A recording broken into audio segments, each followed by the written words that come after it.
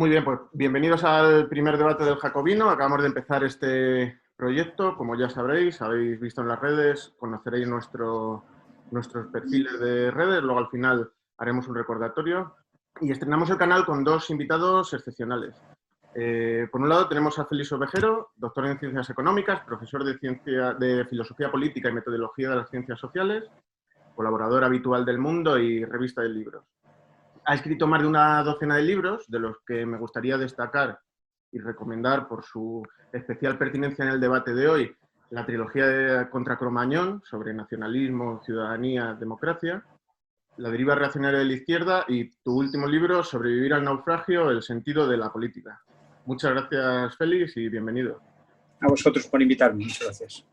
Además también tenemos a Pedro Insúa, profesor de filosofía, uno de los discípulos más relevantes de Gustavo Bueno, miembro del consejo de redacción del Basilisco y el Catobe Plus, colaborador habitual del Mundo y el Español, que ha escrito varios libros, destacando 1492, España contra sus fantasmas, y El orbe a sus pies, Magallanes y Elcano, cuando la cosmografía española midió el mundo.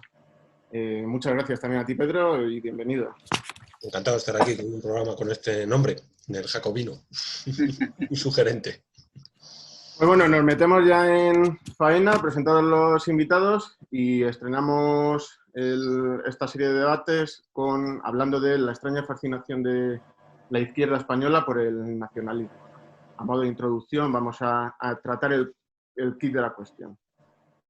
Este fin de semana tenemos reciente aún los resultados de las elecciones autonómicas de Galicia y del País Vasco, en los que hemos observado un sorprendente avance de los partidos nacionalistas, algunos de ellos, incluso autodenominados de izquierdas, en contraposición al frenazo o incluso retroceso de los partidos que ostentan, al menos institucionalmente, la izquierda. Esta izquierda institucional, que se debería suponer heredera de la tradición de la Ilustración, de la tradición del marxismo, de los valores de libertad republicana, de igualdad, sin embargo, parece mostrar complicidad con el nacionalismo étnico y identitario, ¿no? Así como primera pregunta, y sobre la que se puede desarrollar mucho, seguro que mi compañero Guillermo, que va a empezar, podrá añadir más cosas. ¿Creéis que existe una posible compatibilidad? ¿Es posible compatibilizar la izquierda y este nacionalismo étnico desde un punto de vista teórico e histórico?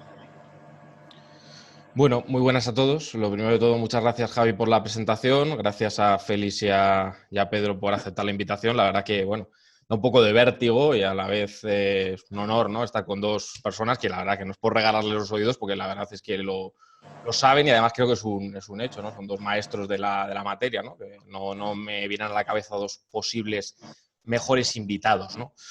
Bueno, la pregunta es muy pertinente, ¿no?, y también muy amplia. El gran hecho diferencial de la política española es la connivencia de la izquierda, que se ha venido a llamar izquierda política, sociológica, partidista, institucional, con el nacionalismo, ¿no? Yo creo que en uno de los mejores libros de Antonio Muñoz Molina, en todo lo que era sólido, hablaba de que, bueno, que primero se hizo compatible, ¿no?, ser de izquierdas y nacionalista, luego se hizo obligatorio, decía Muñoz Molina en ese libro, ¿no? Parece que algo de eso ha pasado, ¿no? Desde el punto de vista teórico, habría que ver qué entendemos por nacionalismo y qué entendemos por izquierda. Pero si nos viene a la cabeza el origen histórico de la izquierda en el contexto de la Revolución Francesa y precisamente de la mano de la cual se alumbra el concepto de nación política, de los valores ilustrados, ¿no?, que tantas veces nos ha recordado Félix, ¿no?, de libertad, igualdad, fraternidad y unidad indivisible de la República, ese cuarto principio que tanto se olvida, ¿no?, en esa amnesia voluntaria de esos representantes oficiales de la izquierda, pues no parece que eso tenga mucha compatibilidad ni teórica ni práctica con un nacionalismo de índole étnica, identitaria, ¿no?, que plantea que las identidades culturales, a través de una serie de rasgos identitarios o de la lengua, nos proveen, por ejemplo, una manera de ver el mundo uniforme o compartida, ¿no? Algo tan extravagante y tan incompatible, efectivamente, con esa pulsión democrática, republicana y revolucionaria que aparece en la Revolución Francesa y que luego se maximiza con el socialismo y con el marxismo, ¿no? No parece que el nacionalismo étnico, que el nacionalismo más cercano a las tesis del idealismo alemán, de Fichte, de Herder, del espíritu del pueblo, una serie de ideas que han sido ontológicamente reaccionarias, ¿no? Y que casan mal con una idea de emancipación de todos los seres humanos y con una proyección y vocación universalista e internacionalista que ha tenido la izquierda. Es decir, la internacional comunista no es casual que fuera una internacional, no era una plurinacional, ni era la identitaria, ni era la particularista, sino era la internacional por algo. Había una vocación de transformación del conjunto de la sociedad política. Y obviamente esa vocación de transformación se encontraba con limitaciones.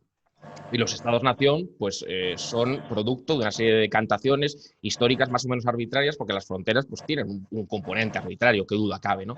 Pero dentro del Estado-nación, el consenso republicano y posteriormente el consenso federalista era que la transformación de la unidad política era en su conjunto y que lo que se trataba era de decidir en términos de igualdad, de libertad, de solidaridad, de redistribución, de compartir el territorio político, de que el territorio político es de todos, nos pertenece a todos, más allá de nuestras identidades, de nuestros sentimientos, de nuestras apetencias, de nuestros elementos culturales, ¿no? Creo que en una de las recientes experiencias que hemos tenido por Zoom, que hemos tenido varias en esta pandemia, Pedro y yo, Pedro decía algo muy interesante, ¿no? Yo creo que lo explicarán y lo desarrollarán luego ellos mucho mejor que yo. Decía que a través de la nación política lo que se consigue es que todos seamos unos iguales, unos cualquiera, es decir, que se elimina el privilegio, que nadie es más que nadie. Por tanto, pues hombre, llama la atención como los que se arrogan la representatividad de la izquierda, y además con una arrogancia brutal, expiden carnés de quién es de izquierdas o no, quién es progresista o no, aunque bueno, lo de progresista ya no sabemos bien lo que significa, ¿no? Porque obviamente nadie se reivindica antiprogresista o reaccionario, ¿no? Pero en cambio, el elemento de absolución de las derechas es si son centrífugas, si son hispanófobas y si plantean la privatización de parte del territorio político, ¿no?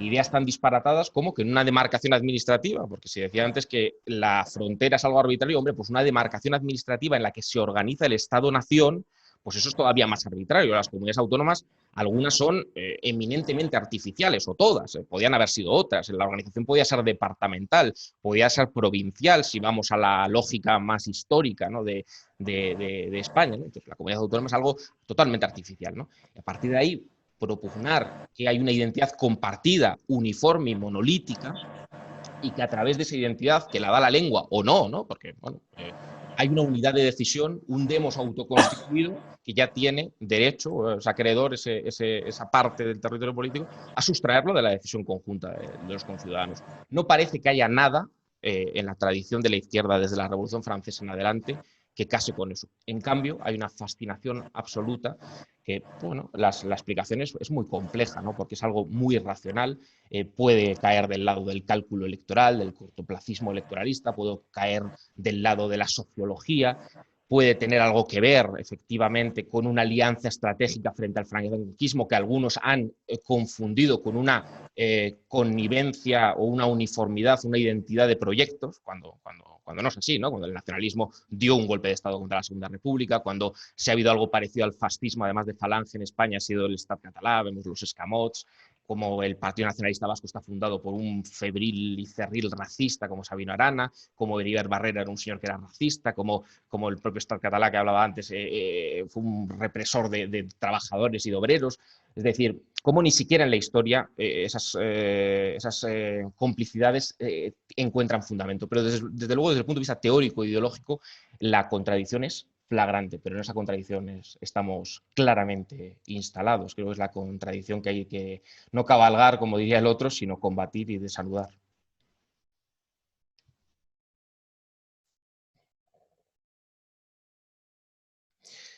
Félix, tienes silenciado el micrófono. ¿Ahora? Ahora ¿Sí sí. me escucha? Ahora perfecto. ¿Intervengo yo ahora? ¿O me toca a mí o cómo va esto? Perdón. ¿Se me oye? Yo no te oigo. Perfecto, sí, adelante, Félix. Bueno, pues poco que añadir a la reflexión de Guillermo. Yo creo que hay unas consideraciones de principio indiscutible, y es que un proyecto político quiere levantar una frontera, quiere sencillamente convertir a los que ahora son conciudadanos en extranjeros, es decir, en privarlos de derechos políticos. Por tanto, es una especie de xenofobia superlativa. No solo ya es que el extranjero no sea conciudadano, sino al que ya tienen tus plenos derechos políticos, como ciudadano se lo excluye y se lo convierte en extraño en tu comunidad política. Ni redistribuyes con él, ni votas. Yo, cuando estoy en Barcelona, o estoy en Sevilla, o estoy en Madrid, soy un ciudadano de pleno derecho. No porque me aleje del lugar en donde habito se van debilitando mis derechos. Y al revés, cuando traspaso una frontera, pues ahí pierdo completamente mis derechos de ciudadanía y entraría en una consideración general de derechos humanos o derechos morales, pero que no me compromete, no me vinculan jurídicamente con otros conciudadanos. Pues bien, aquí alguien tiene un proyecto político que es hacerlo, y hacerlo además sobre la base de la identidad, es decir, no solamente se añade el componente reaccionario de esa desigualdad política de la que acabo de mencionar, sino que lo que nuclea y articula a esa comunidad es que nosotros somos diferentes, y puesto que somos diferentes, nosotros comemos aparte. Entonces, antes había un argumento que parece que lo habíais rozado, Pedro, en algún sitio, precisamente lo que a mí me convierte miembro de la comunidad política es la condición de ser un igual. Entre tanto, me desproveo de las razones que solo me valdrían con los de mi tribu para sostenerlos como con los demás, con argumentos que nos valgan para todos. A eso le podríamos añadir otro rasgo, y es que precisamente como esas comunidades no son realmente, por su composición demográfica, diferentes en lo esencial al conjunto de los españoles, dentro de cada una de ellas se requiere una política totalitaria para convertir lo que no es una nación en ningún sentido ni una comunidad cultural para forzarlo, como son las políticas de normalización lingüística. Seguramente que eso se reproduzca y se mantenga tiene motivos o incentivos políticos que antes ha esbozado y que podemos volver luego a Guillermo y que luego podemos volver sobre ello. Digo que esa es la consideración general, pero yo creo que a eso, el argumento general, en España se ha superpuesto en la historia reciente que es lo que ha allanado el camino al nacionalismo. Dos argumentos o dos principios que están en la trastienda, a mi parecer, de la argamasa ideológica en la que estamos. Por una parte, vincular todo lo que sea España al franquismo, de tal modo que, pero no solo España, sino el Estado, cualquier intervención que haga el Estado es inmediatamente franquista y por tanto está desautorizada moralmente, por supuesto la comunidad política española, la bandera, la lengua, etcétera. Y además decir que la guerra civil o el franquismo se hizo no contra la clase trabajadora, no contra las organizaciones de izquierdas, no contra una república con una calidad democrática tal vez discutible, pero desde luego en cuanto a los ideales que honraba en perfecta continuidad con los que consagra nuestra Constitución, sino que se hizo contra una guerra de España contra Cataluña o contra el País Vasco. Algo que es absolutamente falso, pero que tampoco vamos a desgranar históricamente. Los grandes privilegiados y una clase obrera sometida, sin privados de derechos, recibiendo inversiones y con un mercado cautivo, si fueron algunos, fueron las burguesías catalanas y la burguesía vasca. De hecho, las represiones mayores, la represión menor en España se produjo desde el punto de vista franquista, la represión técnicamente criminal fue menor en Cataluña y después en el País Vasco, y el resto de España fue infinitamente más brutal. Entonces, esos dos supuestos han permitido y han allanado el camino a que la izquierda comprara eso.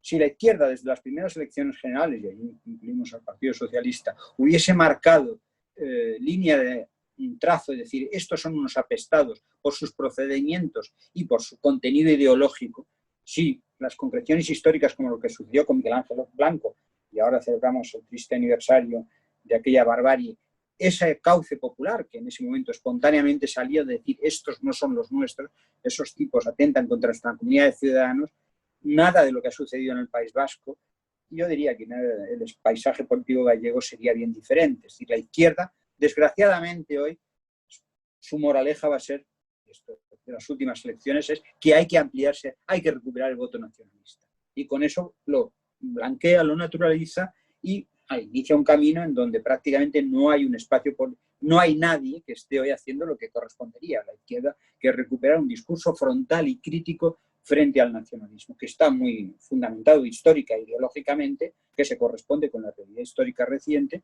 pero que no tiene representación política. En cambio, los únicos que parecen asumir un compromiso con la igualdad hoy, curiosa y paradójicamente, o al menos por la igualdad elemental, es nuestra derecha, porque la izquierda está apostando por una fragmentación y una debilitación de lo que nos une. Bueno, no sé si... Muchas gracias, Félix. Perdonad que tengo que jugar con los No, micrófonos. por favor, si yo tampoco controlo los tiempos. Ha habido ahí un momentito de acople y tal, y por eso andamos aquí. Pedro, si haces el favor, te agradecemos tu opinión. Bueno, pues yo estoy muy de acuerdo con todo lo que han introducido, dicho Guillermo y Félix. Y completamente, las líneas fuerzas, las líneas maestras, digamos, del discurso, yo creo que es ese, es que no... Y bueno, como sugerencia, como hipótesis, hipótesis que yo creo bastante sólida, ¿no? ¿Por qué las izquierdas se han comprometido con el nacionalismo de esta manera? Es un asunto bastante complejo, ¿no? Yo creo que hay que introducir varios elementos, y principalmente dos vectores de fuerza, digamos, uno interno y otro externo. Como España es una nación, hay que partir de esa idea, es decir, que lo primero que hay que discutir y no aceptar del nacionalismo es que existen unas naciones que pugnan por salir y por ser libres, eso es falso. Lo que se consigue, si lo consiguen, sería fragmentar una nación realmente existente y no desembarazar, como estos esclavos de Miguel Ángel, ¿no? Sacar una nación que estaba ahí oculta con deseos de libertad y tal. Eso es falso. Lo que se produce es una fragmentación. Entonces, lo que aparece en el siglo XIX es la idea de nación fragmentaria con los mismos trazos, por imitación, por mímesis, de la idea canónica de nación. Es decir, de la aparición de la nación con la Revolución Francesa, básicamente, y con la Revolución Española, que yo creo que podemos hablar perfectamente de una Revolución Española entre 1808 y 1815, como de hecho, tanto el conde de Toreno y muchos otros hablaban, ¿no? Una revolución a la vez que había una lucha contra el francés, ¿no? Entonces, un componente externo y un componente interno. Componente externo geopolítico yo creo que es fundamental. España tiene una singularidad. Entonces y por lo tanto las izquierdas en España pues van a estar embarazadas con esa misma singularidad, que es que era un imperio, y ese imperio se cae en el siglo XIX. Y, digamos, desde el punto de vista doctrinal, historiográfico, etcétera, es un imperio que hay que destruir de alguna manera para justificar la novedad. Sea bien desde el punto de vista hispanoamericano para justificar las novedades de las nuevas naciones americanas, sea de la propia España para justificar pues, el nuevo orden, el nuevo orden que surge sobre todo en los años 30. Entonces, las instituciones del imperio se vienen abajo en los años 30 y, claro, en plena guerra carlista, además, entre 1833 y 1840, ¿no? O sea, hay que darse cuenta que hay 5 guerras civiles en España en escasamente 100 y pico años, ¿no? Y claro, pues eso es un padecimiento desde el punto de vista social, político, cultural, etcétera, pues muy grande, obviamente, ¿no? Y si hacemos caso de aquel lema, no sé cómo llamarle, de que una guerra civil dura en realidad 100 años, pues aquí tenemos 500 años de guerra, pues vamos cada una de las guerras, pero bueno, una realmente es la misma, ¿no? Que 3 son la misma, ¿no? Que son las guerras carlistas, pero bueno. Entonces, se produce una descomposición con una fuerza exterior, que son el resto de potencias, que buscan la fragmentación, es el divide et impera, si no tiene tampoco más enigma, ¿no? Es decir, el resto de naciones, pues particularmente las 2 que cobran hegemonía en el siglo XIX y que ponen a España en su órbita, básicamente, que son pues, Gran Bretaña y Francia. Francia primero y Gran Bretaña después. Entonces, España termina, digamos, pues en la órbita de estas dos grandes potencias que cobran fuerza en el siglo XIX.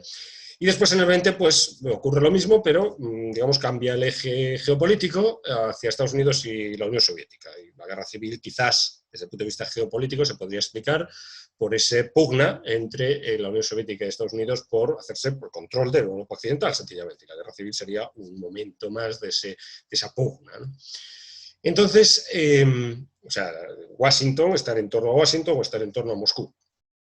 Entonces, Todo esto con la caída de, bueno, pues son procesos muy complicados, ¿no? Por supuesto, pues Gran Bretaña deja de ser hegemónica en favor de Estados Unidos en plena guerra, después de la Guerra Civil Española, de la Guerra Mundial, ¿no? En fin, son procesos que habría que matizar, etcétera, pero que básicamente estamos metidos en esa corriente, en una gran corriente que es la descomposición de un imperio y la que obra de hegemonía de dos potencias en el siglo XIX y otras dos en el siglo XX. Y digamos, interesa, desde el punto de vista de estas potencias, la debilidad del resto de potencias. Interesa.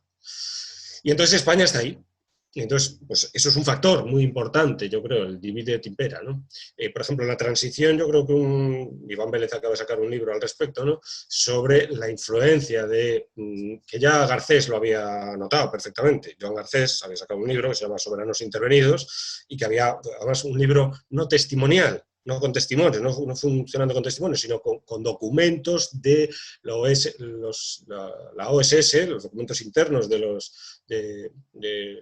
ejército norteamericano, desclasificados en época de Clinton. Entonces Joan Garcés se alimenta de todo, y cómo pues, España estaba diseñada, la transición española estaba diseñada por el ejército norteamericano y por Estados Unidos, por lo tanto, desde los años 40.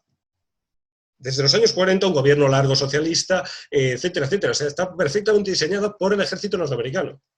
Entonces, para evitar el comunismo, para neutralizar la posibilidad de influencia de la Unión Soviética. Entonces, el elemento externo es fundamental. Y yo creo que es quizás el clave.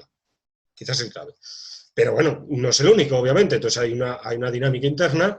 Y en esa dinámica interna se introduce una ideología muy poderosa, una idea de fuerza, digamos, embarazada con la filosofía alemana, como apuntó Guillermo, ¿no? También por intereses de distinto tipo, una ideología que es la de la idea de cultura, digamos, la Kulturkampf, la lucha por la cultura, de una idea alemana, digamos, de lo que Lukács llamó, yo creo, con toda nitidez y con un análisis perfecto, con matices, muchos matices que había que son insostenibles ahora, pero bueno, el asalto a la razón.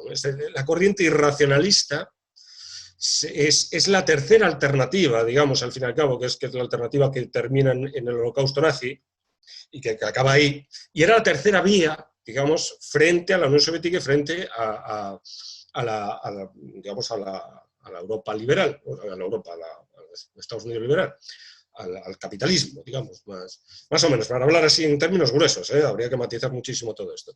Pero ahí son tres grandes corrientes y una de estas corrientes, pues su apoteosis final es el holocausto.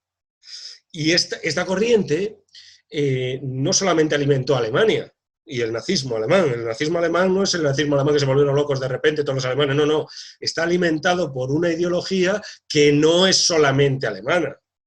Y entonces Sabino Arana, Prat de la Riva y Murguía, por hablar de los tres representantes máximos de los tres nacionalismos pues, más pujantes, se alimentaron de las mismas fuentes que el nazismo, exactamente las mismas. Gobineau, Boucher de la Pau, etcétera, la frenología, todo esto, uno lee a Murguía, a Sabino Arana y a Prat de la Riva, está ahí presente. Y entonces, con estas ideas, justifican esa nación fragmentaria, ese intento de romper, de convertir determinadas partes de España en todos, aparte, como diría Ortega, en todos nacionales. Entonces, y esto es lo que tenemos. Joan Maragall decía en un escrito que se llama El sentimiento catalanista, decía lo siguiente, decía, bueno, será verdad que desde el punto de vista histórico no tiene ningún fundamento el nacionalismo catalán, desde el punto de vista sociológico no tiene ningún fundamento el nacionalismo catalán, desde el punto de vista lingüístico no tiene ningún fundamento, pero hay un sentimiento, y ese sentimiento es irreductible. Pues eso es. Ese sentimiento es de marchamo alemán, de la filosofía alemana, y eso es muy adulador. Yo creo que uno de los mecanismos más importantes de por qué funciona es que es adulador.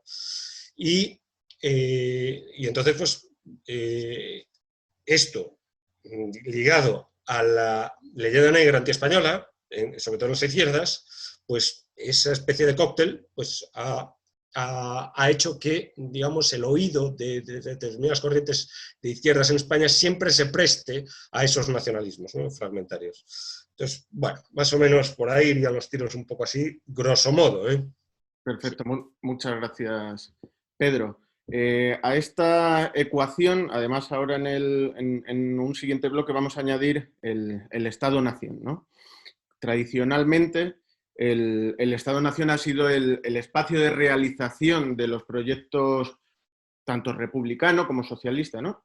Y en España, en la actualidad, observamos un riesgo cierto de fragmentación de la soberanía mediante dos vías, ¿no? Por un lado, por abajo, ¿no?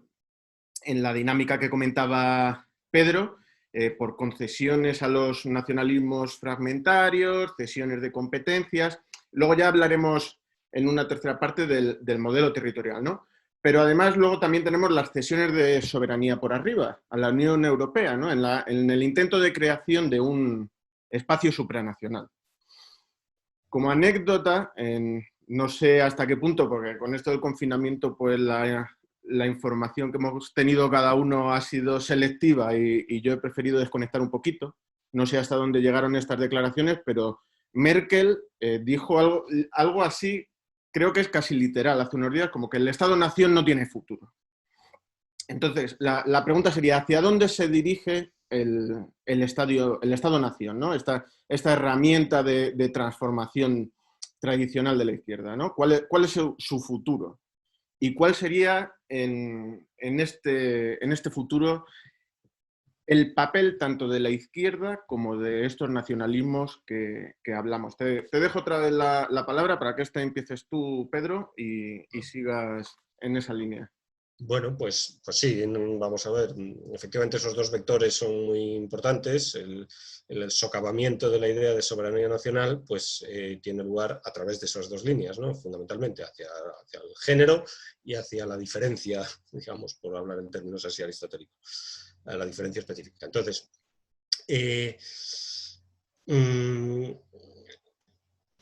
si nos atenemos a un criterio histórico, y lo que ha ocurrido desde el siglo XVIII hasta el siglo XX ha sido la multiplicación extraordinaria de las naciones, y en el sentido de la definición de soberanía nacional. Es decir, la nación ha sido un éxito desde el punto de vista de su multiplicación.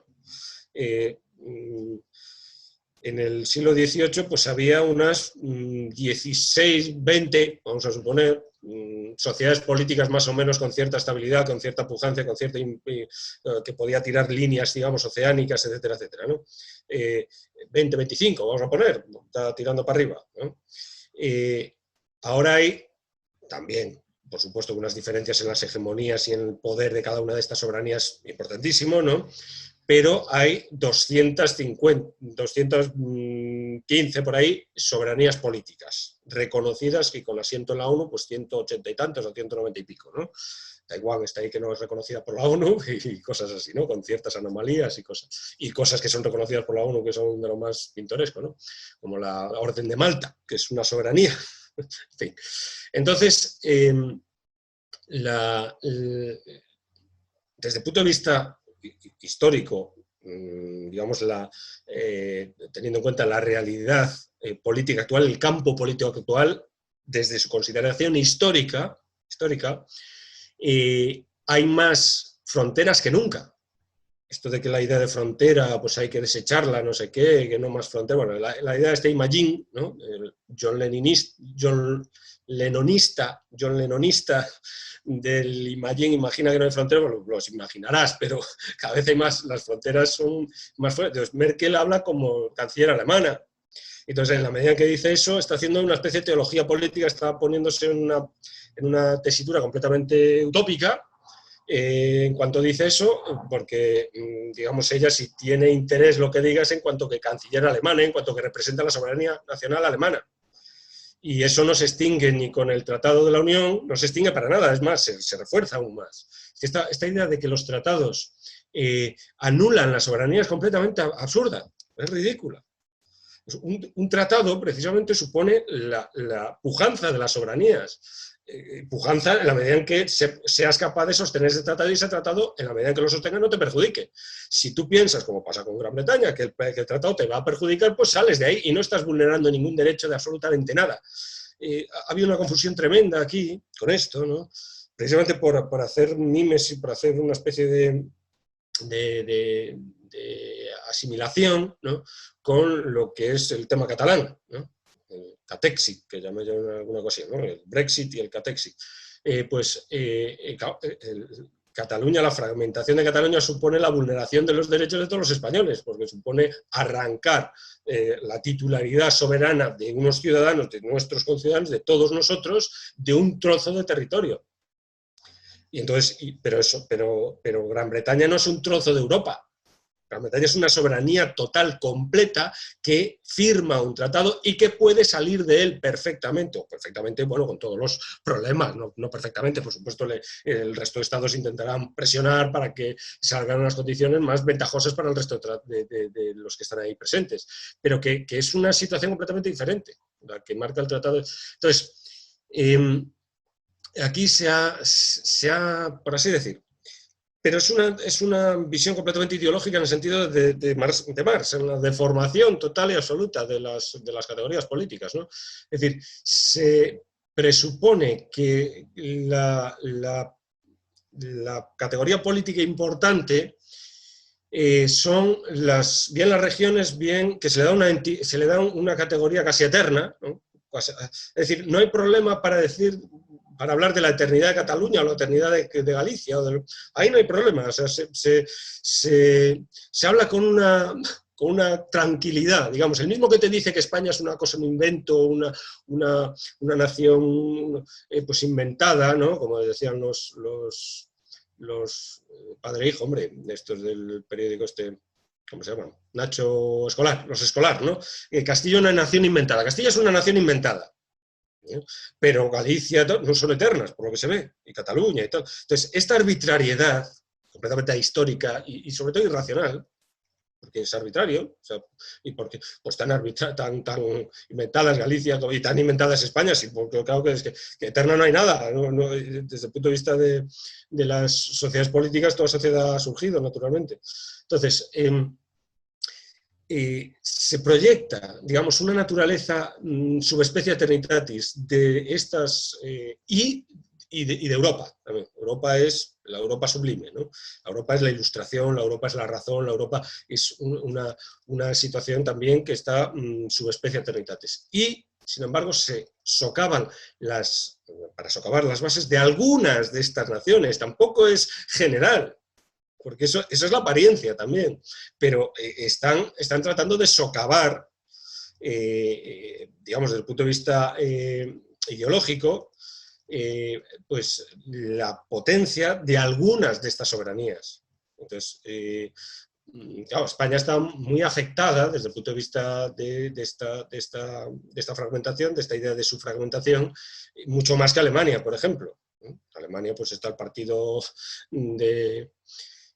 bávaro, que tiene un 2% de votos en Baviera, o sea, que un 5%, no sé cuánto, pero en Baviera. Entonces, claro, con eso a Alemania no le importa tanto, digamos, hablar con esa tranquilidad como hace Merkel de la soberanía y tal, porque lo que en realidad está significando eso es un expansionismo alemán, es una hegemonía alemán, porque ese no soberanía de los estados es no soberanía de los demás estados, no del alemán. En fin, son técnicas propagandísticas, yo creo, ideológicas, puramente ideológicas, para imponerse, pero que es una visión completamente tergiversada, completamente deformada, ideológica, por hablar en términos marxistas, ¿no? Es un poco la idea, más o menos. Muchas gracias, Pedro. Le pasamos la palabra a Guillermo y termina Félix después.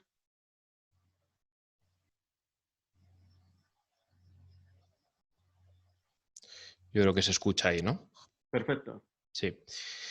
Bueno, pues sí, efectivamente, en la línea de lo que comentaba Pedro. Hombre, certificar que el Estado-Nación ha perdido su vigencia desde la hegemonía alemana dentro de la Unión Europea, pues seguramente es más sencillo, ¿no? Aquellos Estados-Nación que hegemonizan determinadas estructuras supranacionales, pues hombre, puede certificar esa superación de la soberanía nacional, pero me parece pues, un exceso retórico y propagandístico, ¿no? Bueno, lo hemos visto en la pandemia, ¿no? Incluso los más forofos entusiastas del orden espontáneo, de los mercados que se autorregulan, los que han venido certificando día sí día también que todo lo que sonase a planificación era repudiable, pues han exigido intervención, buena planificación en el proceso de enfrentar una pandemia, que es un ejemplo paradigmático de cómo los órdenes espontáneos llegan hasta donde llegan y desde luego no hay autorregulación que valga y tampoco parece que haya estructuras supranacionales que funcionen del todo, por lo menos que no tienen los poderes coercitivos que hay que tener o que hay que desplegar en momentos como estos, ¿no? Entonces, bueno, pues el Estado-Nación tiene su funcionalidad, claro que tiene su funcionalidad. Y sus riesgos, enfrenta sus riesgos a la soberanía nacional, por supuesto, en España lo vemos, ¿no? Es cierto, ¿no? La paradoja de la que participa parte también de nuestra supuesta izquierda, de nuestra izquierda nominal, ¿no? De contemplar que España, poco menos que es una cárcel de pueblos, ¿no? De naciones eternas, en las que hay una suerte de mitología, de mística, de esencia, ¿no? Participan del concepto ciertamente más reaccionario de nacionalismo, ¿no? Es como un nacionalismo esencialista, es como parece que hay una serie de pueblos que son la causa sui, ellos mismos son la causa de ellos mismos, estaban allí y se autorreproducen y no se sabe bien, hay como una pérdida histórica en el horizonte, no se sabe bien cuál es el origen histórico. En cambio, España a veces no existe, otras veces es una construcción artificial, otras veces es una cárcel de naciones que trata de enumerar y Z más o menos, aunque no termina de decir si hay 6, 7 u 8, el Valle de Arán no sabemos si va a ser también una nación.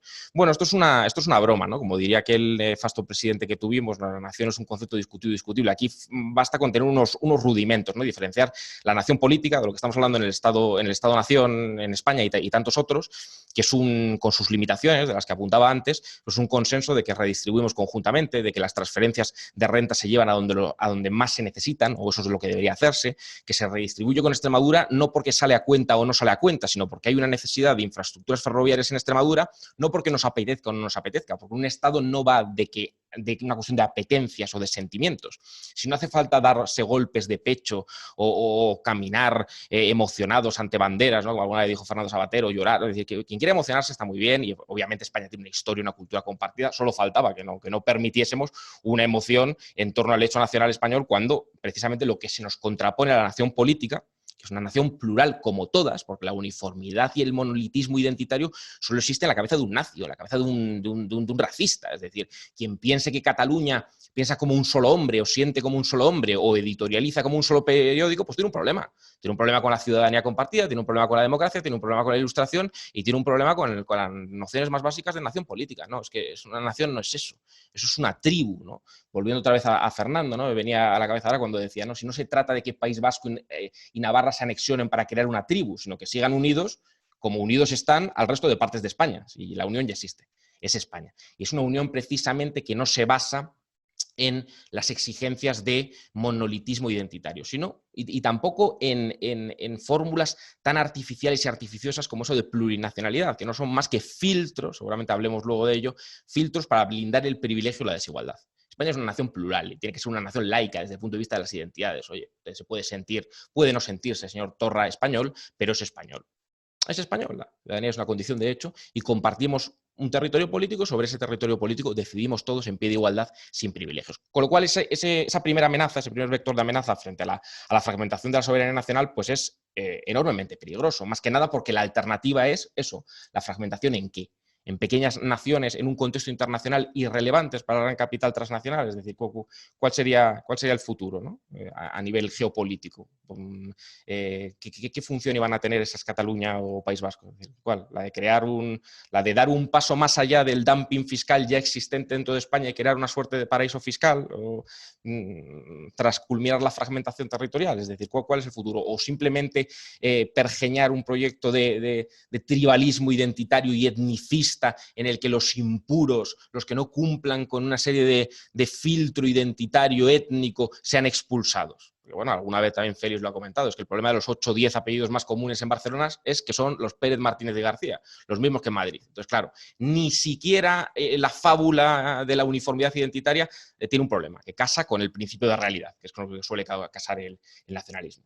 Y luego el otro vector de amenaza, pues bueno, yo no descarto que obviamente los Estados-nación estamos en un mundo globalizado y tienen que buscar su ubicación geopolítica y puede haber plataformas de inserción quizás de estados. Bueno, hemos visto sus disfuncionalidades, claro. El problema de la Unión Europea, no soy antieuropeísta como idea de Europa, el problema de la Unión Europea es que tiene sus disfuncionalidades, es que puede estar hegemonizada por determinados estados, además, cuyos gobernantes se toman el lujo de decir, oye, el Estado-nación ha prescrito. No, bueno, ha prescrito. El problema es que determinados Estados-nación tienen una preeminencia que igual otros no tienen en ese club de desiguales.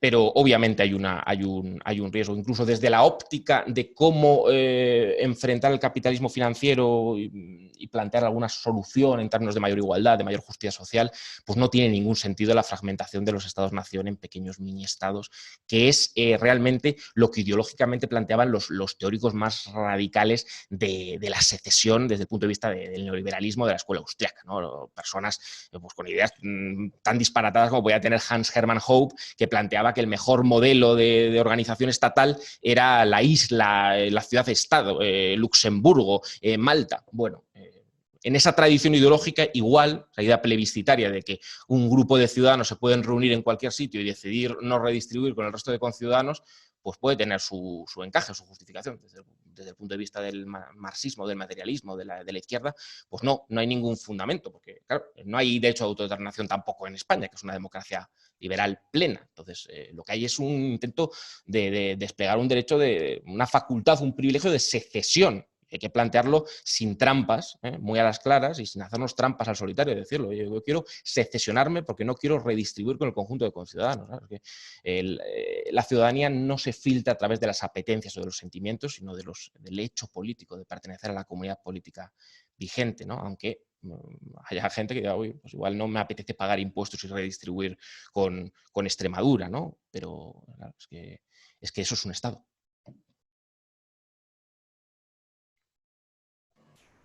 Gracias, Guillermo. Pasamos con Félix. Hola, ¿sí me escuchas? Sí. Perfecto. Vamos a ver, yo asumiendo, y creo que no es asumir mucho, que nuestra perspectiva compartida es un compromiso ya de izquierdas, un compromiso igualitario, creo que ese es el principio general. Seguramente habría que articular unos cuantos más, pero en el cual la izquierda se puede reconocer. Entonces el Estado y cualquier institución política es un instrumento de realización de esos principios.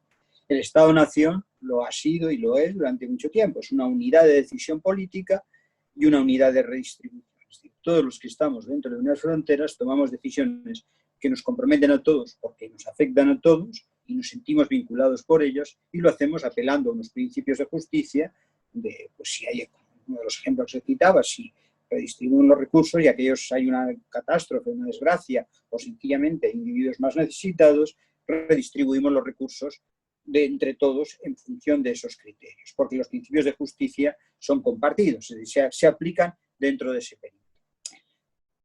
Hecha esa consideración, obviamente, para alguien comprometido con un principio de igualdad y que no tenga ninguna alma nacionalista, en el sentido de que diga la prioridad de los míos, pues entonces dirá, bueno, no hay ninguna razón para considerar que esos principios no se deban extender. La paradoja del Estado-nación es que es un instrumento de realización de la igualdad, pero dentro de unas fronteras. Es decir, el individuo que nace al otro lado de la frontera, en virtud de una circunstancia simplemente azarosa y de la cual no es responsable, tiene menos derechos, menos privilegios o más, según el lado de la frontera, ¿no? Y eso no es mérito suyo, sino sencillamente resultado de un simple azar que no podemos atribuir a sus decisiones. Por tanto, la aspiración de cualquiera que esté comprometido con ideales igualitarios, o digámoslo en términos clásicos, revolucionarios, es ampliar el perímetro de su humanidad, de su comunidad de decisión política. Y luego esas consideraciones están sometidas, esa realización, digo, por una parte están los principios, por otra parte las limitaciones del marco institucional y su propia operatividad. Es decir, yo puedo decidir, que es lo ridículo de esto, decir, no, nosotros, los de mi pueblo, vamos a ser soberanos, ¿no?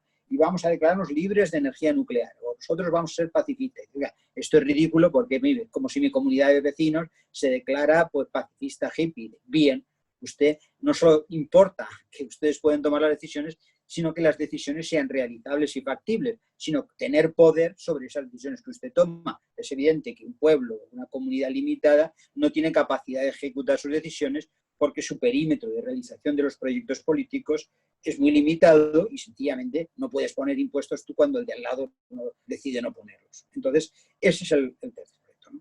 Quizá eso, en el fondo, quien mejor lo ha dibujado de una manera más económica y austera, desde el punto de vista teórico, es Dani Rodrik en el libro sobre la paradoja de la globalización. Es decir, si recordamos, dice, hay un trilema, ¿no?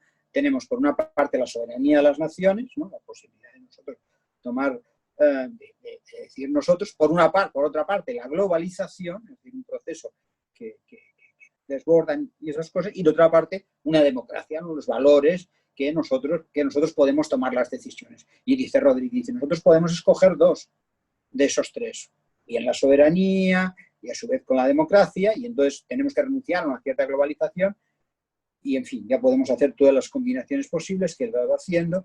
Y ahora, lo que sucede es que cuando en el viejo escenario entra la globalización, nosotros podemos, muy razonar, bueno, podemos pensar en soberanías o en lo que podemos estar, pero por otra parte hay ámbitos de decisión en donde si la empresa decide irse a otro lado, si el reto, que eso no lo podemos ignorar, buena parte de los retos que nos vamos a enfrentar, y estamos siendo testigos de uno de ellos, pues el del virus, como de la epidemia, los retos ambientales, son retos de ámbito planetario, eso requiere instituciones de decisión planetaria. Por supuesto, eso plantea serios problemas en el límite de democracia, porque la posibilidad de que esas instituciones sean porosas a la voluntad de los propios ciudadanos, y eso es un principio legítimo, un principio de autogobierno de las gentes, pues se complica, ¿no? Cuando una institución está muy lejos, lo vemos en el Banco Central, es más permeable a la vecindad de los poderes, a la trama social, hasta la trama académica, que puede tener una mayor capacidad de influencia,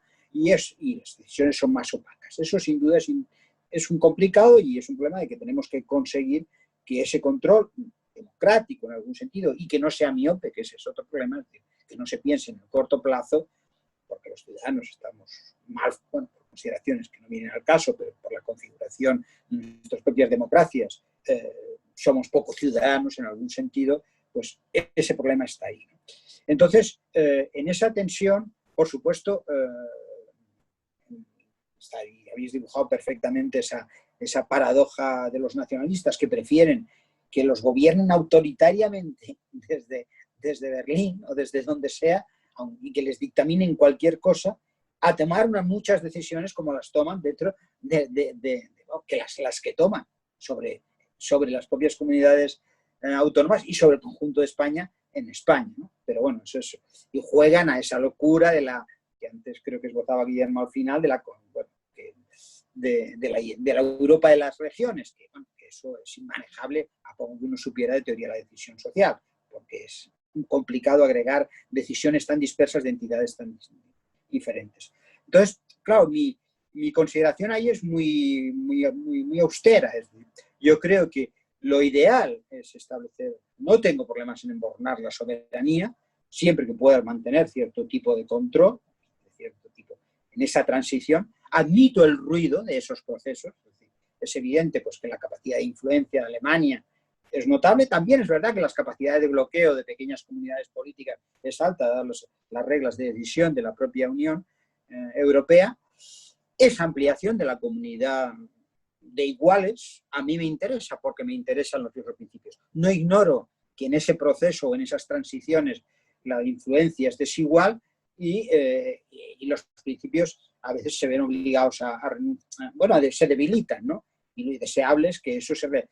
Y luego que el propio diseño propicia que los estados nacionales sigan oficiando como mercados políticos, ¿no? Todos hablamos mucho de ciudadanía europea, pero finalmente la fuerza política en las instituciones europeas está marcada por intereses nacionales, y los partidos de izquierda y derecha, en el 80% de los casos, están votando, los grupos políticos están votando según criterios nacionales. Y eso sigue funcionando complicado, porque es muy difícil hacerle pensar pues el alemán cuando toma sus decisiones dice, oye, ¿yo por qué tengo que pensar con los de...? Mientras que pensará entre los distintos estados de la República, dirán, hombre, pues sí, pienso en el de Baviera, pienso en el de aquí o en el de allá. Es muy difícil que todavía los ciudadanos europeos pensemos en los intereses generales a la hora de expresar el voto. Eso sin duda es un problema, pero no me parece un horizonte malo, entre otras cosas, insisto por lo que decía, porque tenemos retos de esa naturaleza y esos retos requieren instituciones de ámbito internacional, ¿no? Y por la realización de un principio razonable de igualdad que invita a ampliar mi perímetro de decisión siempre que sea ampliando principios de democracia y de igualdad. No se trata de decir, no, es que cuanto más amplio, bueno, sí, pero si es una dictadura tampoco voy a acabar decidiendo. Entonces yo eliminaría fronteras, por supuesto, no hay problema de renunciar a la soberanía, en aras de la realización de esos principios clásicos en los que se reconoce la igualdad, se reconoce la izquierda. En lo esencial, eso es lo que quería comentar en este punto. Perfecto, Félix, pues muchas gracias. Es un placer tener estas explicaciones de un experto. Para terminar el debate en un último bloque, una vez delimitado el Estado-Nación, pues hacer referencia a nuestro propio Estado-Nación, ¿no? A España, al modelo territorial español en concreto. Y bueno, y volviendo al tema, traemos de nuevo la izquierda y a la izquierda institucional esa obsesión por la descentralización, ¿no? En España, que tenemos un modelo territorial ya de por sí descentralizado, además ya se ha mencionado que es asimétricamente descentralizado, no es una descentralización cualquiera, puede resultar un modelo disfuncional e incompatible, al menos con los valores de igualdad y redistribución, visto desde una óptica de izquierda, ¿no? El aún presente coronavirus ha demostrado que existen graves deficiencias y dificultades tanto respecto a la distribución de competencias entre los diferentes territorios como incluso a la posibilidad de algo tan normal en un país civilizado como la asunción de un mando único por parte del gobierno de la nación. Entonces, para terminar, ¿por qué parece que hay una simbiosis entre la izquierda y la descentralización? Es que no hay alternativas a ello. Una izquierda centralista o centralizar competencias, recuperar en España, ¿es posible hoy día? Te vuelvo a dar la palabra, Félix, y ya acabamos con Pedro y Guillermo. Sí, esto es, yo creo que seguramente resultado, pero esto de las conjeturas históricas, pues siempre uno puede encontrar un hilo del que tirar, pero de lo que decíamos al principio, de la construcción del relato anti-España, España asociado al franquismo y frente a eso los nacionalismos. Entonces, inmediatamente, la idea de la España democrática, de la realización del proyecto democrático, se vincula en aras de satisfacer a unos individuos que tienen como objetivo, y lo proclaman, destruir nuestra comunidad política compartida. Para satisfacer a esos individuos, nosotros organizamos el Estado de un modo que pueda complacer a se sientan integrados en una sociedad en la que tienen por objetivo desintegrarse, pero bueno, que alguien ate esa mosca por el rabo, ¿no? Entonces, pero volvamos a cuál es el sustrato español. Pero si alguien pensara con alma tradicional de la izquierda, la realización de los proyectos de la Revolución Francesa en aras de la Revolución Francesa o de procesos de independencia en América Latina o en otros sitios, es la búsqueda de una lengua común, una lengua común no por un afán de institucionalizar una identidad, sino porque todos nos podemos entender, y la lengua común ha de ser la lengua franca, aquella en la que, y se produce en España singularmente, en la que hemos recalado, porque a nosotros nos interesa la lengua que tenga más usuarios y con ello contribuimos a su crecimiento y, por tanto, a través de un proceso libre y espontáneo y absolutamente de mano invisible, y en este caso la mano invisible que soluciona en muchas ocasiones muchos problemas, es impecable y perfecta, no violentamos derechos, buscamos sistemas de pesas y medidas, sistemas de comunicación que lo faciliten, eliminamos barreras de mercado, y tenemos una lengua común en donde está expresada la ley, y por eso se dice que todos los ciudadanos franceses han de conocer la ley, y todos los franceses se han de educar en esa para poder entenderse y deliberar y entenderse en una lengua común.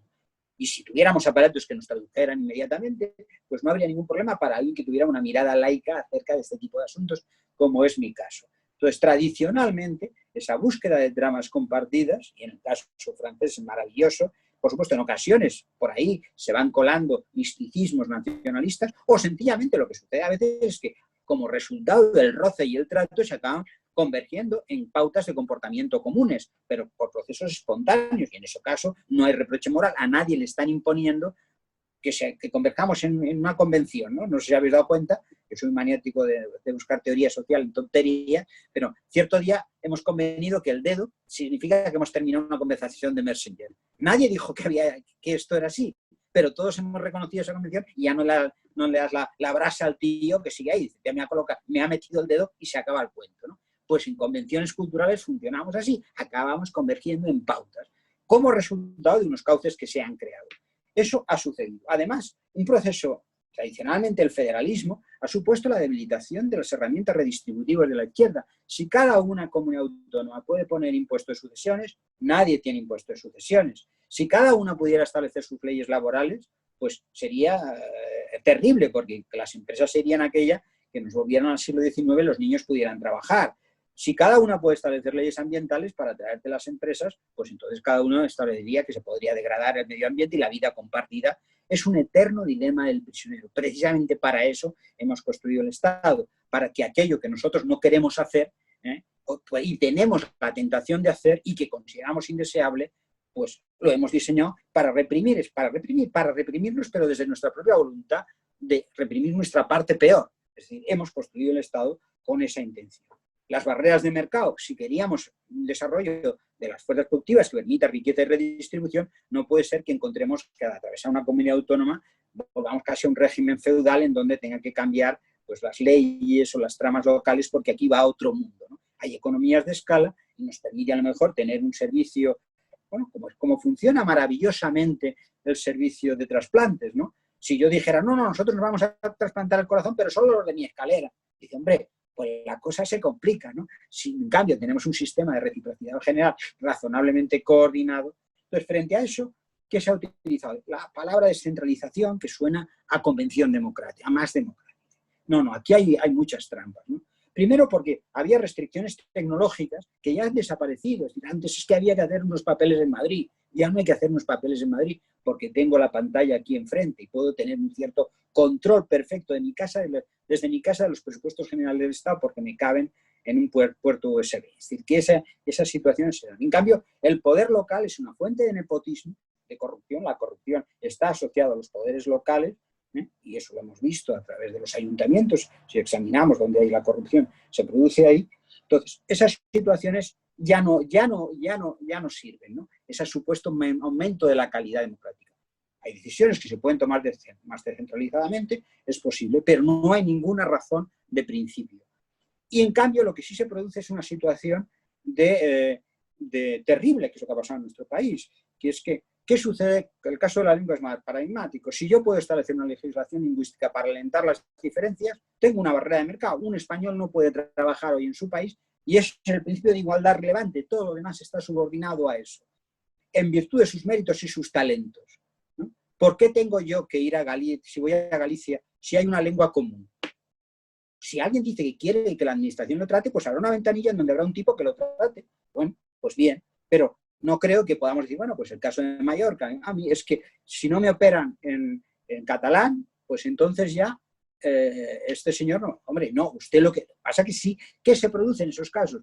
Que por supuesto quienes vivimos en comunidades autónomas con identidad, tenemos incentivos para que no venga nadie de fuera, ¿no? Y entonces tenemos, por supuesto, eso rompe cualquier principio de igualdad y rompe cualquier consideración de eficiencia, porque a mí que me interesa es tener al mejor profesor, tener al mejor médico y que pueda moverse dentro de su propio país y entonces en competir o ejercer, mostrar sus talentos en condiciones de igualdad. Y ahí hay un principio muy básico que la izquierda podría articular, en donde valores como eficiencia y valores como la igualdad los puede realizar. Y eso supondría eliminar cualquier barrera en donde un criterio absolutamente arbitrario, el caso de la lengua es destacadísimo, cuando todos tenemos una lengua común y nos podemos entender. Y si no, pues aparecerá un traductor y se pondrá a tu lado para traducirte si alguien se empeña Pero vamos, en todo caso lo que habría que hacer es alentar lo común, precisamente para que todos estemos en condiciones de igualdad. Y si ya lo tenemos, que no es que estemos forzando a nadie, como pudo suceder, pues aquellos señora que hablaba una variante del euskera y que vivía solo en cierto valle y que no era incapaz de comunicarse con nadie. Si ya lo tenemos, pues entonces al revés. Yo entiendo que pues, se pueda propiciar, o sea, quien quiera puede alentar las diferencias, pero lo que no tiene sentido es que la unidad que va de camino de la igualdad se quiebre esa ecuación. Y nuestro diseño institucional lo ha propiciado. A eso se añade, y esto habría que estudiarlo aparte, la existencia de élites locales. Esto merecería un capítulo aparte, con una presencia importante en la izquierda. La izquierda española está muy tutelada por la izquierda catalana, que supuestamente éramos los más europeos y los más molones de todo, y de ahí venían pues los que estábamos más modernizados. Y en cierto momento, cuando de pronto hemos descubierto que hay gente muy buena, por supuesto, en toda España, y las universidades se ven gente, y desgraciadamente fuera de la academia, y en cambio en otros sitios, como el departamento de la Complutense, que todos tenemos en la cabeza, están enquistados, verdadera gente mediocre, pero están ahí, ¿no? Pues hay gente por muchos sitios, que está muy bien, que hace cosas muy interesantes. Hoy en España uno dice, hoy prefiero tener aquí mi chiringuito local que no vengan barreras de fuera. Y entonces intelectuales locales prefieren tener su cosita en TV3, y eso ha propiciado, ante una debilidad general de la izquierda y unos intelectuales que han construido el relato general, no solo de Cataluña, sino de España, y eso habría que estudiarlo, que alguien examinar. Invito desde aquí a que alguien estudie la vieja bandera roja y donde han acabado todos, desde Juliana hasta los Ramoneda y buena parte de quienes mandan en el país. Ya ven que pues hay muchas cosas que hay que estudiar, cómo se han propiciado esas élites que prefieren ser cabeza de ratón a tener que moverse en un escenario con sus conciudadanos. Y yo creo que en ese sentido es evidente que esa dinámica de competencia ha debilitado nuestros instrumentos de realización del Estado, de justicia y del Estado del bienestar, que requiere Estado. Bueno, eso. Muchas gracias, Félix. Pedro, te paso la palabra. No se te oye, un segundito.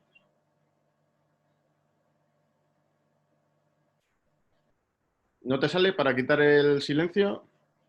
¿Yo? Ahí, ahora. Ya está, sí. No sabía que tenía que darle eso. Bueno, antes apareció mi hija por ahí y tuve que neutralizarla, pero bueno, ya está neutralizado. Vamos a ver, el concepto de centralización efectivamente acompaña todo este asunto, ¿no? En la medida en que crece el prestigio del hecho diferencial, de la cultura diferencial, de la diferencia y de la identidad diferencial, etcétera, todos estos mecanismos ideológicos metafísicos, todo es pura metafísica, que se filtra, por supuesto, en la política y que actúa como idea fuerza de una manera tremenda, ¿no? Entonces, si uno compara lo que es la acción de las leyes tal como se plantean en el siglo XIX, por ejemplo, la ley de educación, ¿no? La ley de educación precisamente lo que apela... la primera ley de educación, la ley de Quintana, el poeta Quintana, el de los versos patrióticos, precisamente, ¿no? Poeta Quintana. Entonces, Quintana es la primera ley de educación porque en la Constitución de 1812 pues, se plantea una educación común para toda España. Hasta ese momento la educación dependía del municipio. Y en el municipio generalmente educación así generalizada, no general, no había una educación general, generalizada, o sea, ateniendo a la educación general en España, cada municipio hacía lo que parecía. Y en general quien mandaba en el municipio pues era el cura, obviamente. Entonces, desde el punto de vista educativo. Entonces, precisamente lo que exige el concepto de nación política que surge en el 19 con la Constitución de Cádiz es una educación común, un elemento característicamente de la izquierda liberal, en este caso, de la izquierda del doceañista, ¿no? Vamos a llamarle izquierda, que sería problemático quizás, pero bueno. Entonces, y por supuesto no ponen en duda que la lengua en la que se expone esa educación es la común, la lengua común, un poco en la línea de que estaba hablando Félix, ¿no? Entonces, claro, la centralización, ¿qué significa centralizar? Significa precisamente abstraer de los poderes locales que asfixian que condicionan, que están mucho más expuestos a la corrupción, por las líneas familiares, por las líneas digamos, la corrupción en términos clásicos, en términos aristotélicos, platónicos, pues es el enchufismo, el nepotismo. El nepotismo. Y entonces, claro, si las relaciones administrativas van a estar expuestas a una presión de las oligarquías locales, estarán mucho más expuestos al nepotismo. Entonces, se centraliza. ¿Qué quiere decir centralizar? Alejar de esa presión local para una entidad mucho más abstracta, que es el Estado. Que no es que sea central tampoco. Claro, en España hay un centro, efectivamente, la capital está en el centro. Entonces, claro, se junta con la geografía y tal, y está en el centro no por casualidad tampoco. En 1561, cuando la establece Felipe II, la establece en Madrid para alejar del poder, en este caso, eclesiástico de Toledo. Porque Toledo tendría que ser la capital, ¿no? Según, desde el punto de vista de su digamos, prestigio histórico, político y demás, pero la aleja precisamente para evitar la presión de la Iglesia Católica, de Felipe II. Entonces, descentralizar aquí se ha convertido en precisamente lo que ha definido, ha descrito perfectamente Félix, ¿no? Es decir, dejar a la exposición de esos poderes locales la administración. Y entonces, claro, te exigen, por ejemplo, una lengua que no es común. Una lengua que no es común, pero si no es común, es decir, el carácter que tiene el español, precisamente, es que es la única que es común. Y por lo tanto propia de todos los demás partes, que es que esto entre común y propio también hay una confusión impresionante, bueno, una confusión no, un deliberado uso torticero de la palabra propiedad, por ejemplo, para hablar de las lenguas propias, como si el castellano fuese una lengua propia de Galicia, el País Vasco, de Castilla, el español. Precisamente se llama español porque es propio de todos, por eso se llama español. A partir del siglo XVI se llama español. En 1520 y tantos está fechado el uso del castellano transformado en español, precisamente, porque es común a toda España. Esta es la característica fundamental. Entonces, claro, entonces se compara enseguida con Suiza. Pero es que en Suiza no hay lengua común, no existe el suizo. En Suiza tienen el alemán, el italiano, el romanche y el francés, pero no hay el suizo. Aquí tenemos una lengua que, además de ser común, de ser nacional, la lengua nacional, es internacional. Entonces, y la lengua es muy importante porque cualquier institución, por, digamos, opaca que sea, se ilumina a través del logos de la lengua. Se puede iluminar a través de la lengua. Es decir, la generalidad, claro, es que hay que ser catalán para entender lo que es la generalidad. Oye, pues que te lo explican, y si lo explican en español, pues lo entenderás. Es que son cosas tan ridículas, realmente tan de principio, muchas veces en estas discusiones, ¿no? Lo que decía, es decir, claro, lo común hace relación a la comunidad. Entonces, claro, tratan de romper esa comunidad. Y uno de los mecanismos, en el caso de España, uno de los factores comunes más evidentes, más patentes, es la lengua. Es la lengua. Entonces, claro, aquí no se trata de, y termino con esto, no se trata de decir lo que debe ser desde un punto de vista ideológico de izquierdas, no. Es que estamos hablando de que el Estado, en España, hay una frontera, efectivamente lo que decía Félix, hay una frontera, y esas fronteras no las inventamos los de izquierdas, esas fronteras existen. Y la soberanía, ¿qué quiere decir la soberanía? Pues que quien determina cómo se rigen, por qué leyes se rigen los que habitan en el interior de esa frontera, pues unas instituciones determinadas, y eso es la soberanía. Que no lo estamos inventando, que es que eso no es una cuestión, una proyección ideológica sobre ello, es que es la realidad política, es esa. Que tú pasas de Francia a la frontera francesa y quien rige, quien establece la ley por las que se rige en la comunidad francesa, pues su sede está en la Asamblea Nacional, que está en París. Y aquí resulta que quien establece las leyes por las que te rigen en el interior de esa frontera, pero no es que debería de ser así, no estamos diciendo que debería o debería de dejar de ser, estamos hablando de lo que es, de la realidad política. Entonces, si tú la quieres cambiar, pues el significado de ese cambio, Cambiar en el sentido de que situar a Barcelona como centro soberano. No vas a eliminar la centralización, vas a fijar la centralización en un centro con un radio de acción más pequeño, que es Cataluña, pero no descentralizas nada, centralizas en Barcelona, porque estás apelando a la pretensión de un Estado, que era lo que decíamos desde el principio, es decir, de un elemento abstracto con respecto a los poderes locales. Y es que además es evidentísimo, ¿no? La centralización que está operando en Barcelona con el catalanismo. Es que eso de descentralizar, coño, no, estás cambiando de centro, queriendo poner un centro, romper una nación para convertir pues, una parte suya en un todo nacional y establecer un centro, exactamente igual. Vamos, ya no digamos históricamente cómo se interpreta, por ejemplo, pues eso, 1714, la Diada. Coño, la Diada no será una fiesta para Barcelona, pero porque había muchas partes en Cataluña que eran felipistas, que no eran austracistas. Eso es un arrasamiento, es una imposición barcelonista, barcelonesa, barcelonista también, porque allí aprovechan el barcelonismo, se cuela por todas partes. Y entonces... el barcelonismo es un centralismo futbolístico de cuidado, el español está completamente... Bueno, entonces, no es descentralizar, es poner el centro en otro sitio, que es muy diferente, es recentralizar y además con unos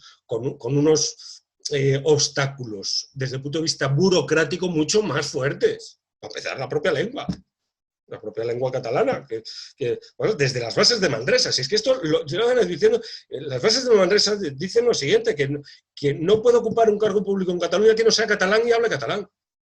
Son las progresistas bases de Manresa. O sea que, en fin, que esto de la centralización, resumiendo, es un cuento para, digamos, justificar pues, la acción de determinadas oligarquías locales que pues, se alimentan del autonomismo, que es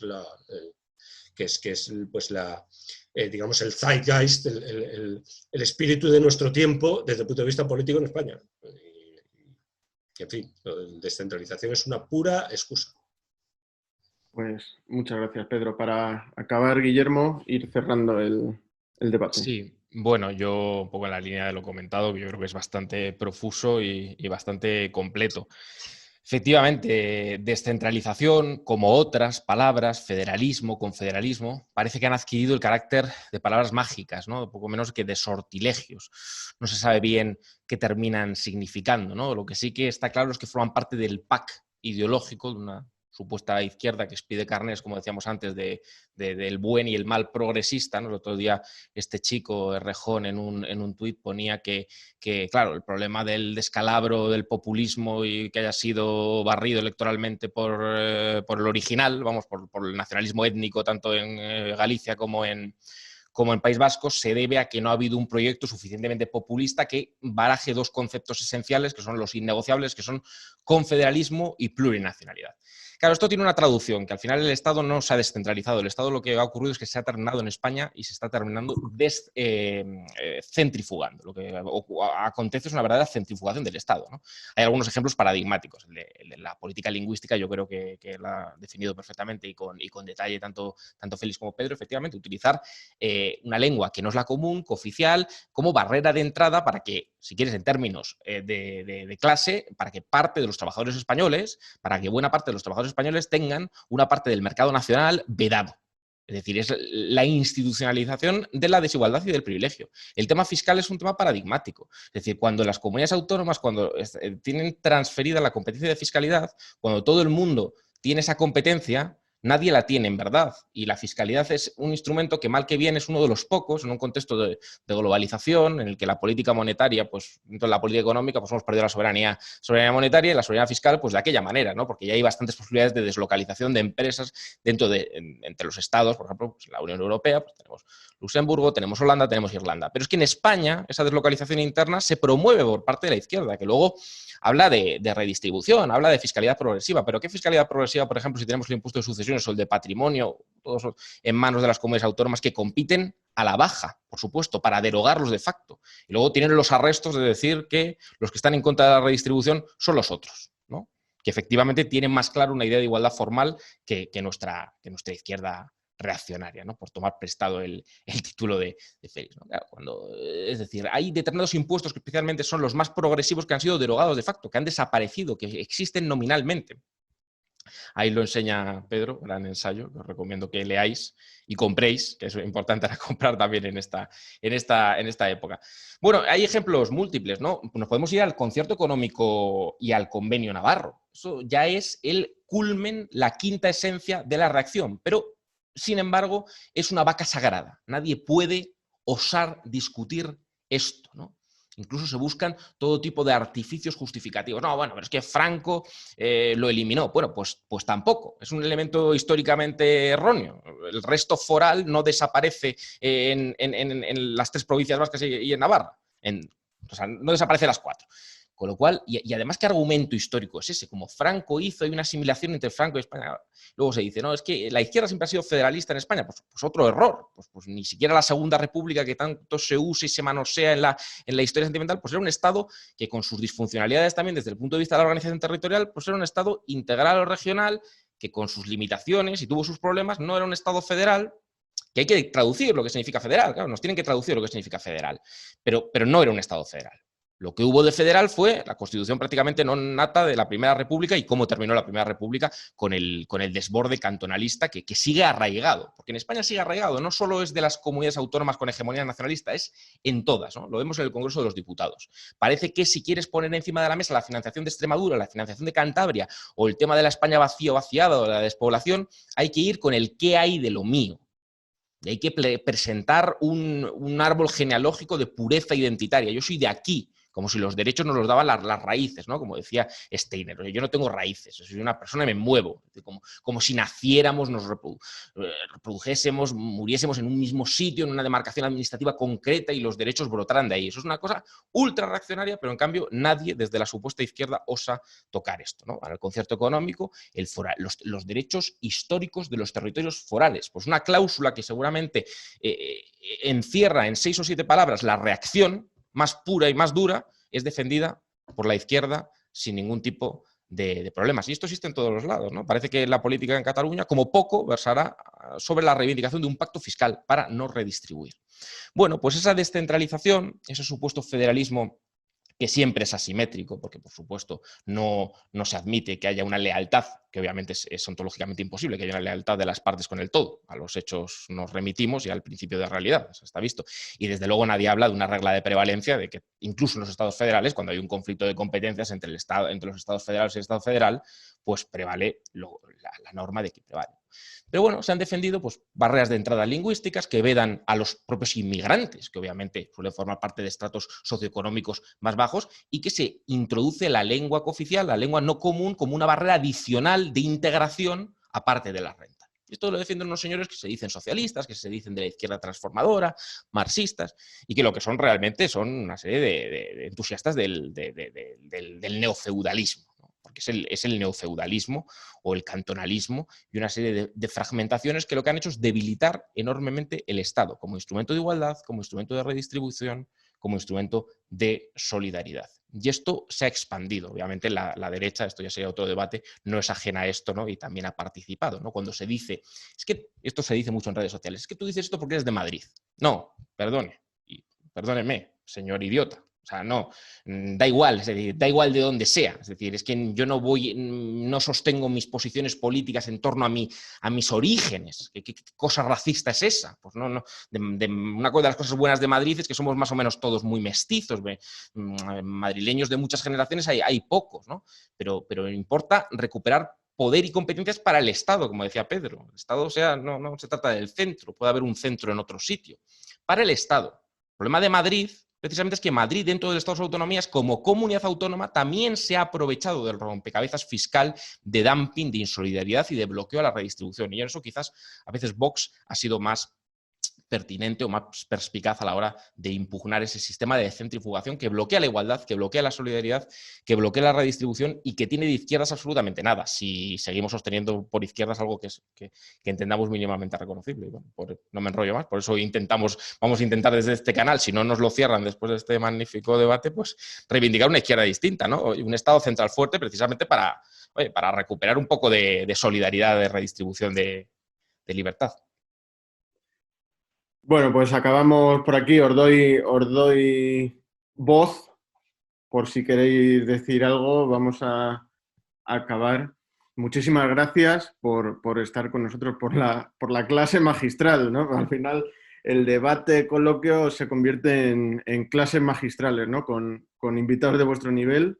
Esperamos que poder seguir haciendo debates de esta calidad para que, bueno, pues la gente que nos vea nos siga siguiendo. Esperamos que les haya sido constructivo. Y bueno, pues eso, nos vemos en el siguiente, que hayáis disfrutado.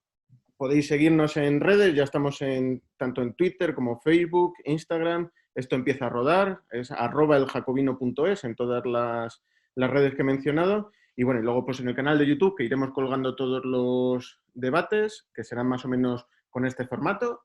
Y bueno, pues suscribíos para poder ser los primeros en recibir las novedades. Muchas gracias a todos de nuevo y cuidaos mucho en estos tiempos, que es lo principal, la salud. Mucha salud. Muchas gracias, Félix y Pedro, de verdad, por aceptar la invitación tan generosamente y por vuestro tiempo y vuestra sabiduría. La verdad que aprendemos, no solo os leemos, vamos a la humilde biblioteca y os leemos, sino que además os escuchamos. Una maravilla. Gracias a vosotros y larga vida al Jacobino y saludos a la frente de la hija de Pedro, que le hemos visto la frente por ahí. Sí.